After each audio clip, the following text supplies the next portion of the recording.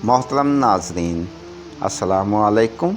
अपने मौजू की तरफ बढ़ने से पहले हमारे चैनल सात मुस्लिम को सब्सक्राइब कर लें और साथ ही घंटी के बटन को दबा दें ताकि हमारी हर नई वीडियो आप तक पहुंचती रहे।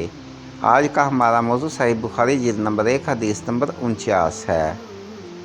हमसे अहमद बिन अब्दुल्ला बिन अली मंजूनी ने बयान किया, कहा हमसे रूह ने बयान किया, कहा हमसे औफ ने बयान किया।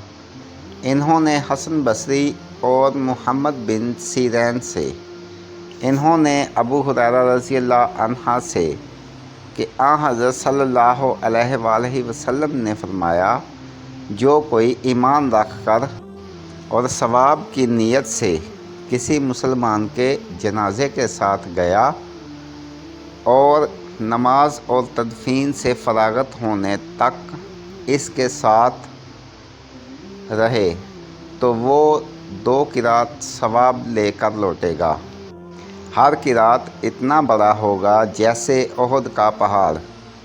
और जो शख्स जनाजे पर नमाज पढ़कर दफन से पहले लौट जाए तो वो 1 किरात सवाब लेकर लौटेगा। रूह के साथ इस हदीस को उस्मान मुअज़्ज़न ने भी रिवायत किया है।